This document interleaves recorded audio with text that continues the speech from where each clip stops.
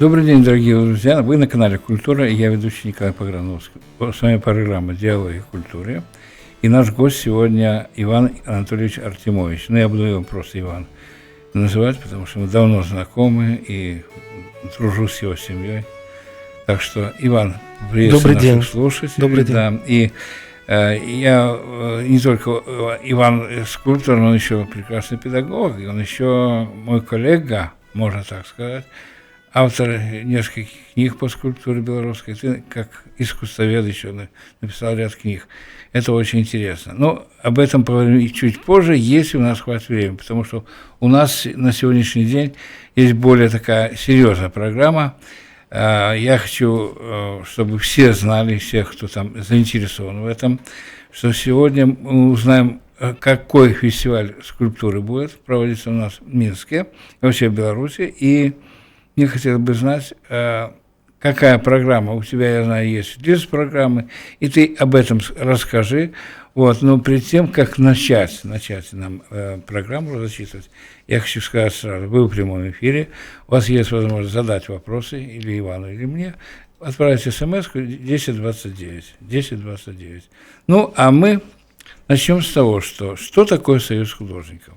Банально звучит, все уже знают, особенно члены Союза художников, что это общественная организация, которая под крышей собрала творческих людей, живописцев, скульпторов, прикладников, графиков и так далее, прочих творцов. И самая главная задача у Союза художников какая? Это помочь членам своим. Реализоваться, да. Реализация. Есть разные способы реализации. Например, одно дело помочь творческой мастерской, это одна задача. Вторая задача, не менее важная, а может быть и более важная, это помочь ему реализоваться как творцу, то есть мастерской это хорошо, когда человек имеет, а еще найти возможность ему выставиться, показать свои работы. Третья очень важная задача Союза художников – это помочь найти заказ на ту или иную работу. Если это для скульптора, это либо станковая, либо монументальная работа, чаще всего бывает, и так далее. Мы не будем на этих деталях пока останавливаться. Я хочу лишь только одно сказать, что Союз художников – это единственная, пожалуй, в нашей стране организация. Есть много общественных организаций. И Союз писателей, Союз журналистов и так далее, и Союз архитекторов. Много-много. Но у нас, еще кроме всего прочего, огромная производственная база в Союзе художников. И мы об этом знаем, мы об этом заботимся, мы стараемся всячески ее сберечь, эту базу, потому что после развала Советского Союза многие просто оказались неуделаны. Например, у литераторов отобрали их дом литераторов на улице Фрунзе. И так далее. В отличие от других произведений, большие произведения искусства не создаются на коленке. Да, конечно же, это нужны производственные площади большие, и, слава богу, Союз художников на сегодняшний день обладает и скульптурным комбинатом, и художественным комбинатом, где создаются лучшие произведения монументально-декоративной, и скульптуры, и изобразительного искусства, и живописи, и гобелены, и это очень большой объем и работы, и ответственности, и, слава богу, что это пока есть. И кроме всего прочего, надо сказать, что твои коллеги-скульпторы, например, последние станции метро в городе Минске в прошлом году сдали этот проект, и Александр Шапо, и Максим Петруль, еще ряд их помощников. Да, и Копач Виктор, и Алексей Сорокин, и Павел Войницкий. Там большая группа художников, наших скульпторов работала. Я думаю, что не последний, конечно, метро это, я думаю, еще станции будут, и так далее. Но удивительно, что если сравнить те первые станции, которые первую линию сделали, то последние, они, мне кажется, наиболее интересные, менее пафосные, но более интересные. Как ты считаешь? На мой взгляд, немножко меняется задача, видение даже самими художниками, задача искусства в общественной среде, которая уже создается не для оформления этой среды, не для ее украшения, как то есть происходит момент интеграции авторского произведения в существующую архитектурную среду. Архитектора и заказчика. Очень здорово, когда это происходит в комплексе, да, как мы видим, например, мне очень нравится станция Вокзальная, где связана архитектура, связана пластика, это все единый комплекс, единый ансамбль. Это, большая редкость, это большой труд, это очень сложно. Вот. И такие произведения, они, может быть, как бы немногословные, они не имеют каких-то привычных нам форм, но они более философские, они более осмысленные, что ли, они вызывают ряд ассоциаций у зрителя. Но это более ценно, на мой взгляд, чем какая-то иллюстрация. Да, ты абсолютно правильно говоришь, что иллюстративность исчезла, но стали более глубинные философские какие-то моменты проявляться в этих работах. Я даже не знаю, как... дай бог, чтобы эта тенденция продолжалась. Это, может, дизайн, это скульптура с дизайном. Это на стыке, я думаю, что на стыке происходит разных направлений. Да, совершенно верно. Но сегодня я хотел бы больше посвятить все-таки будущему фестивалю скульптуры. Вот начни с того, когда он начнется, что в программе этого фестиваля скульптуры. И перед тем, как будешь говорить об этом, я хочу буквально два слова сказать, что первая проба такая была, еще был председателем секции скульптуры вашей Александр Шапо, и он провел такую замечательную выставку в центре города, в галерее Советского, несколько лет тому назад, ты помнишь, художнику городу, и были эти проекты как бы предложения сделаны скульпторами, что можно сделать для того или иного города, какие скульптуры, парковые, там, известным людям и так далее, посвященные. Что из того проекта, что-нибудь реализовалось, не помнишь? Сложно сказать, я вот сейчас навскидку не могу вспомнить, реализовалось ли что-то, но сама мысль очень важная, что скульптор, он все-таки несет в себе общественную какую-то интонацию, да, то есть его произведения, они создаются не для полки и не для стола, они должны быть помещены в какую-то общественную среду, пусть это музейное, пусть это интерьерное пространство города, улицы, площади. Вот. И, конечно, это очень важно, это очень большая ответственность, и здесь важно найти вот этот момент взаимопонимания между заказчиком потенциальным, показать, что мы можем предложить на сегодня, потому что пластический язык белорусской скульптуры происходят очень большие изменения. Я бы сказал, буквально за последние 10 лет он поменялся. Да. И вот ткань города современного, она меняется, так что я думаю, что мы соответствуем этим вот таким естественным органичным процессам.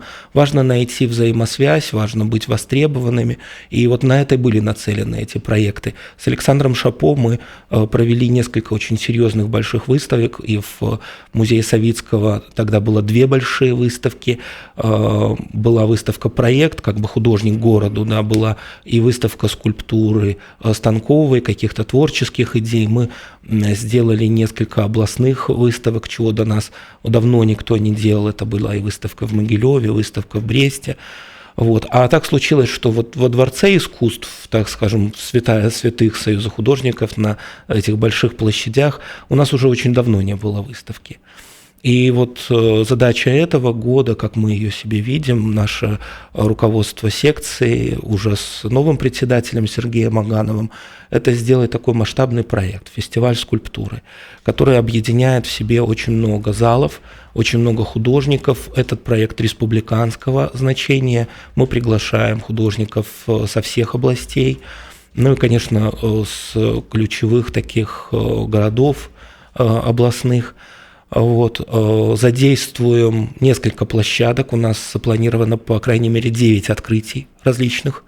Это и персональные выставочные проекты, и групповые выставки, это и кураторские проекты. То есть это очень, такой богатый, можно сказать, что это марафон такой выставочный, когда чуть ли не каждый день, каждую неделю происходит несколько открытий. Замечательно. Я вот слушаю себя, знаешь, о чем подумал? Во-первых, вспомнил, что и ты, и Шапо, и многие другие скульпторы учились у твоего отца, Артемовича и Антония Ефимовича профессора Белорусской академии искусств, и многие стали потом известными художниками, известными скульпторами. Я вспоминаю работу Копача, дипломная работа, называлась там «Проект памятника Стреминскому», если помнишь, да? Такой, он во дворе академии, там есть такой вырубленный из песчаника, по-моему, да. Он такой скромненько там стоит или лежит, можно даже сказать так.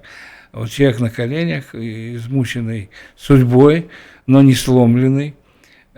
И мы тогда, я помню, еще был куратором, не куратором, прости, куратор был твой папа, руководитель диплома, а я был всего лишь рецензентом. И мы тогда говорили о том, что было бы неплохо вот эту скульптуру установить в этом городе Видейке, где он 8 месяцев прожил.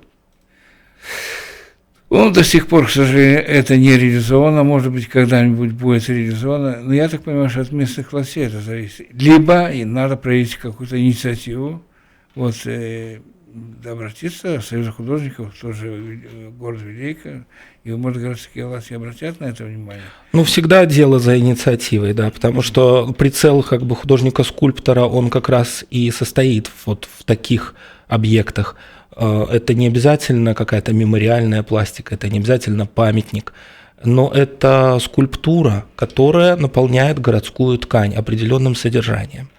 Это содержание может быть абсолютно разное. Вам, я скульптором имею в виду, повезло в какой-то степени, может, вам труднее, чем всем остальным, и физически труднее, и в организационном плане труднее, потому что порой вы делаете какую-то работу большую, монументальную, там привлекаете еще своих друзей, помощников, там 20. Безусловно, да, это не делается в одиночку. Как правило, да, пару рук не делается это все. Ну вот вспомним хотя бы ваш проект там с Соколовым Александром, который уже властно стоит в Могилевской области. Но хочу я сказать, что, почему много говорю, что вы имеете возможность сотрудничать с архитекторами, вы имеете возможность сотрудничать с теми, кто помогает вам реализовать, вот, скажем, там, какой-то строительный комбинат эти балки делал для вашего проекта. Ну, они там были отлиты, эти балки, из цемента, да. Но на самом деле производит впечатление, что это дерево такое заложено, фактура доски, какое-то дерево такое и так далее. То есть вам по роду своей деятельности приходится сотрудничать с множеством людей, которые, на первый взгляд, кажутся далеки от скульптуры и искусства. На самом деле это так. Живописец стал у своего мольберта, наваял картину там, и хорошо там.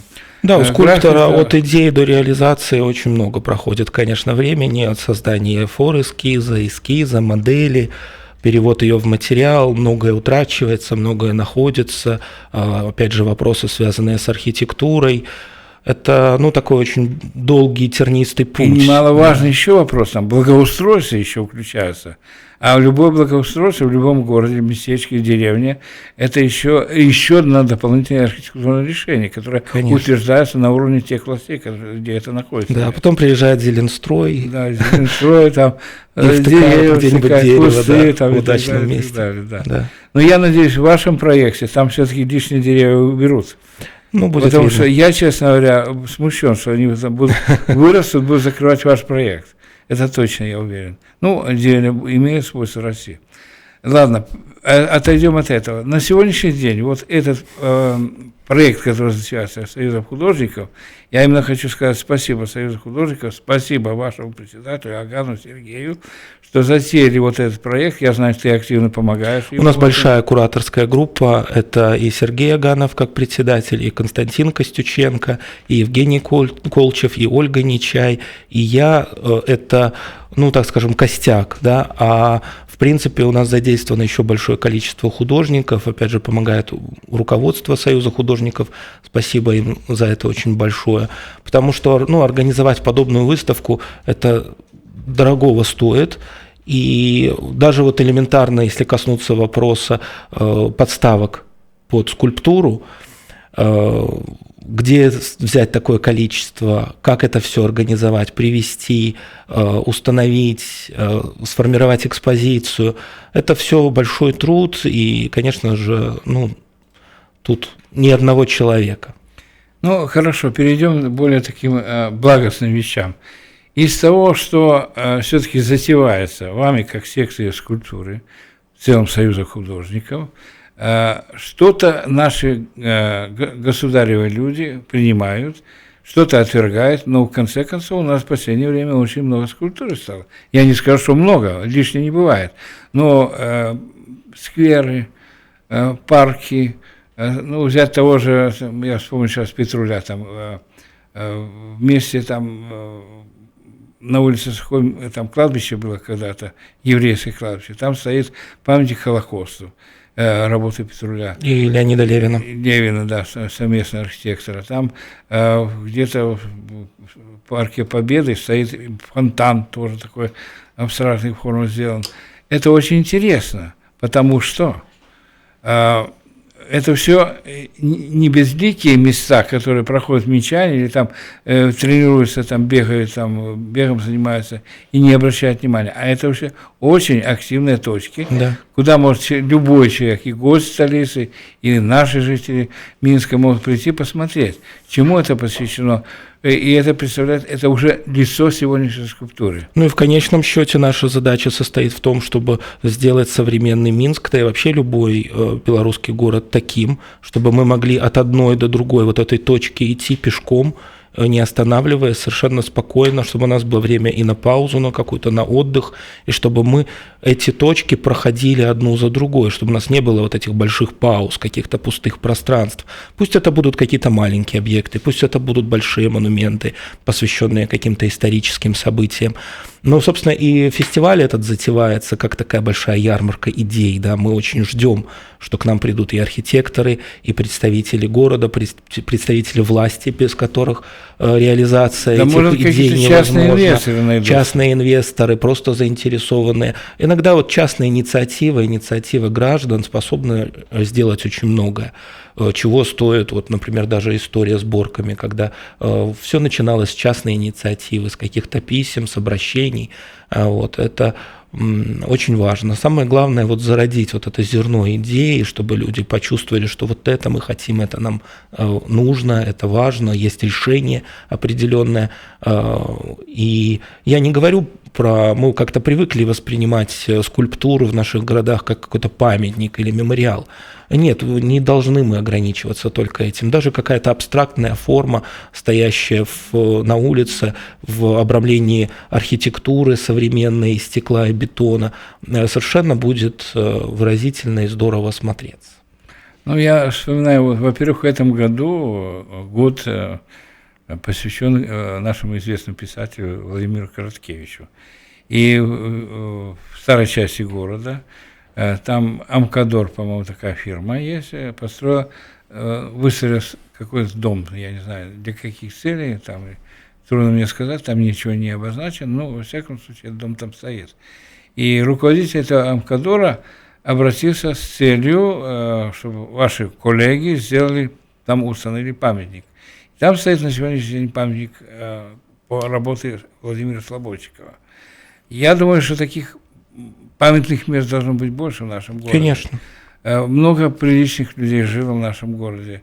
И... У нас, слава богу, земля белорусская богата и на талантливых людей, и на людей, которые оставили яркий след в истории не только нашей страны, но и мировой истории. Совершенно верно. Поэтому... Вот есть такой, к сожалению, ушедший из жизни Олег Молчин. На улице Раковской недавно твоя коллега Ольга Нечай там мемориальную доску ставила. Да, прекрасная доска, да. Я хочу сказать, что побольше бы таких мест мемориальных, да, и люди бы больше уважали и историю свою.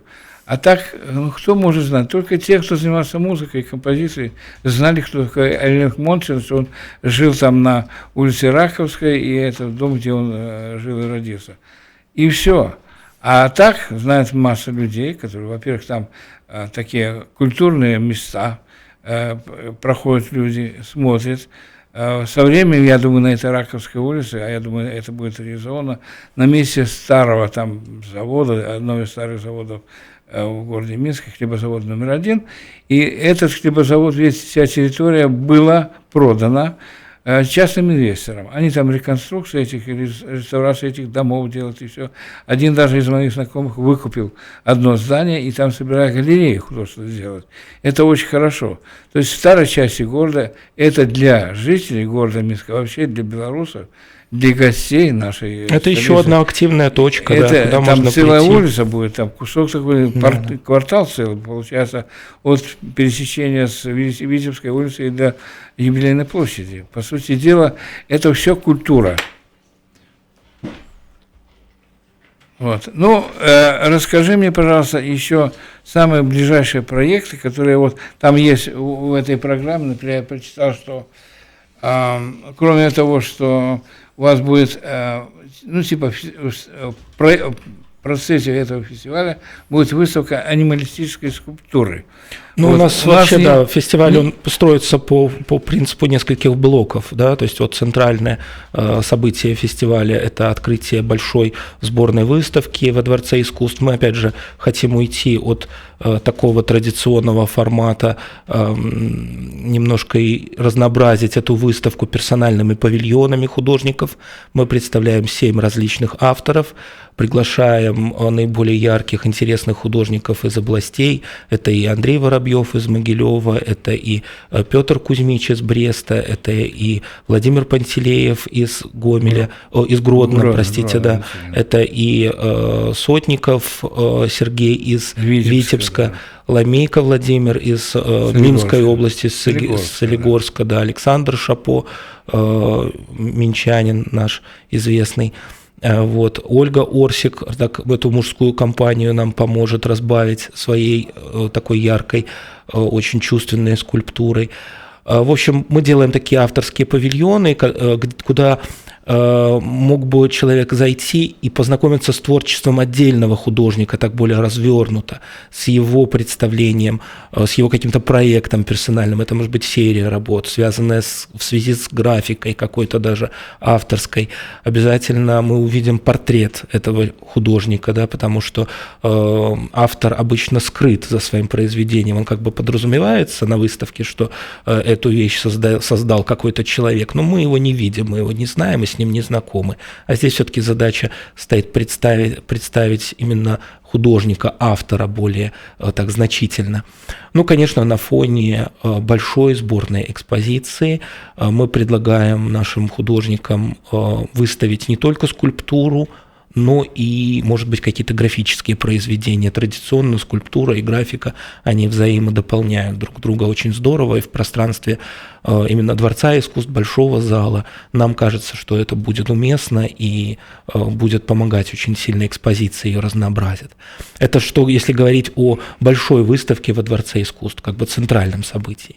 Помимо этого у нас предполагается отдельный блок анималистической скульптуры. Это жанр, который традиционно как бы немножко в стороне от такого мейнстрима, да, в наших культурных процессах, но тем не менее анималистические произведения, они очень остро и воспринимаются зрителями, они как бы сразу их выхватываешь в экспозиции, они именно часто задают камертон, вот то настроение, с которым потом выходишь, посмотрев выставку, и у зрителей это чуть ли не любимый жанр, поэтому мы его выносим в такое особое пространство в галерее «Арт-портал», «Арт-гостиная». Вот, кураторы этой выставки Ольга Нечай и Евгений Колчев как бы очень скрупулезно подходят и к отбору произведений, чтобы это было профессионально, и к отбору авторов. Вот. Так что я думаю, что это будет такая хорошая изюминка нашего фестиваля. Давно не было такой анималистической именно выставки, скульптуры. Плюс у нас предполагается исторический блок в Национальном историческом музее Республики Беларусь, где есть выставочный зал вот как раз для экспозиции художественных произведений. И эта выставка называется «Герои подеи», как раз вот посвящена возможным каким-то и реализованным проектом, национальным героем, да, и в то же быть. время нереализованным проектом, что очень важно, потому что, опять же, вот прицел наш должен быть на какое-то будущее, мы должны понимать, что важно для нашей страны, для нашего общества на сегодняшний момент, и те герои, которые оставили свой след в истории, могут еще повлиять на нас, и на наше какое-то самосознание, и на нашу национальную какую-то гордость и самоидентификацию белоруса в современном мире, очень таком разнообразном и разобщенном даже в каком-то смысле. Вот. Отдельным блоком выставка в галерее «Академия», потому что я так понимаю, там самые молодые будут. Молодежная, да. Мы вообще выставка имеет открытый формат. Мы не делим никого на то, что ты член секции скульптуры, или ты там Союза художников, или ты молодой художник, или ты студент. Все могут принять участие. Главный критерий – это высокое качество исполнения этого произведения, чтобы оно было в твердом материале, конечно, а не в пластилине, подготовлено качественно к выставке. Вот. Но в галерее «Академия» мы делаем подборку именно студенческих работ учащихся Белорусской государственной академии искусств традиционно, да, это наша альма-матер, кафедра скульптуры, это, единственная кафедра на сегодняшний день, которая готовит профессиональных художников-скульпторов. Плюс мы также приглашаем в сфере скульптуры два еще учебных заведения среднеспециальных, которые готовят скульпторов. Это художественное училище, бывшее художественное училище, сегодня это уже колледж имени Алексея Константиновича Глебова, и гимназия колледж искусств имени Охремчика, которой я принадлежу, которой я 10 лет отдал своей педагогической жизни. Вот. И это будет, я думаю, что интересный такой опыт для молодых авторов, еще начинающих. Мы, конечно, там делаем упор именно на творческие произведения, потому что учебные все постановки, это все за кадром должно остаться. Мы растим художников в первую очередь. И о чем они думают, на что они способны на данном этапе. И, может быть, даже это нам позволит как-то спрогнозировать, как будет выглядеть будущее белорусской скульптуры уже завтра. Я бы, если ты позволишь, добавил, ты говоришь, мы готовим художников, я бы сказал, художников-патриотов. Почему? Ни на одной кафедре, кроме кафедры скульптуры, я обратил внимание такой уклон на именно историческую часть, именно и часть, которая патриотична очень. Я часто бываю в комиссиях этих по защите дипломных работ скульпторов, да, каждый раз отмечаю. Твой папа там руководит каким-то дипломником, там иные, более молодые там скульпторы руководят дипломной работой. И, как правило, очень-очень патриотичные там дипломные работы. Это, как правило, подчеркиваю, именно как правило, исторической личности, каким-то историческим событиям посвященным, какие-то и так далее, да. Это, я считаю, что это большая заслуга кафедры, большая заслуга тебя как педагога колледжа Охремчика, большая заслуга колледжа имени Глебова, Алексея Глебова. Это очень важно. На сегодняшний день, я считаю, для нашей, в общем-то, еще молодой страны, это супер, просто супер. И вы в этом преуспеваете более, чем другие кафедры, скажем, там, живописи, графики и так далее. Я думаю, что это обусловлено в первую очередь задачами нашего направления скульптуры, вообще скульптуры как таковой, прицел более высокий. У меня тут был вопрос, я хочу, чтобы ты хотя бы ознакомился. Он длинный такой. Добрый день, уважаемый Николай Пограновский Иван Артемович. Один из первых скульпторов, с которым я познакомился в Минске, это Анатолий Ефимович. Понятно, это твой отец. И я, там пишет, я приятно нашел, что делать новую белорусскую скульптуру, и желательно было бы участвовать в фестивале. Я так понимаю, что это ученик твоего папы, правда, не признался, кто он такой. Жалко, что без подписи, да. Не важно, мы потом выясним, да, кто это такой. Вот. И он такое маленькое сожаление говорит, очень жаль, что в фестивале надо не более 2 работ участвовать. К сожалению, да, мне тоже это жалко, потому что я и сам хотел бы поучаствовать с большим количеством работ. Но это понятно, чем обусловлено. Ограниченной площади, несмотря на то, конечно, что мы так развернуты и на многих площадках выступаем, большой ажиотаж среди скульпторов, большое желание участвовать и среди молодых, и среди больших профессионалов. Вот. Кому-то мы как бы немножко даем приоритет, и кого-то мы показываем стараемся показать в первую очередь. Вот. Но тут, в общем-то, в основном в своей массе все в равных условиях. Вот. Ну, это, с одной стороны, можно сожалеть, а с другой стороны, ну, это, мне кажется, правильно, когда речь идет о таких сборных выставках. Немножко хочу поговорить о тех персоналиях, которых мы хотим особо, потому что у нас запланировано несколько персональных проектов. Это вот персональная выставка Геннадия Ильича Муромцева, которая в этом году 90 лет исполняется. Это один из наших столпов таких ярких. У нас же есть и более молодые, там, 65-70 лет. Также вот выставка персональная Евгения Колчева в галерее Мастатства, персональная выставка, персональный проект Дмитрия Аганова, вот, который в Национальном центре современных искусств представит свою экспозицию, и также персональный выставочный проект Александра Соколова, вот, который выставится в музее Заира Исааковича Азгура с выставкой одной работы на тему пиетат, на тему чернобыльской трагедии. Вот, то есть, ну, так скажем, это вот те персоналии, которых мы в первую очередь предлагаем и даем им возможность с персональными проектами войти в наш фестиваль. Иван, спасибо тебе большое, что нашел время. Я очень благодарен тебе. Бесконечно интересно с тобой беседовать, но эфирное время вышло. Да, спасибо большое. Да. Я благодарю всех, кто нас слушал, дорогие друзья. Вы были на канале Культура. С вами программа «Диалоги о культуре». Я ведущий Николай Пограновский. Наш гость был сегодня Артемович Иван Анатольевич, скульптор и педагог. Спасибо, что в это время с нами была звукорежиссер Лариса Мараева. Спасибо. До свидания. Всех благ вам, дорогие друзья. До следующих встреч.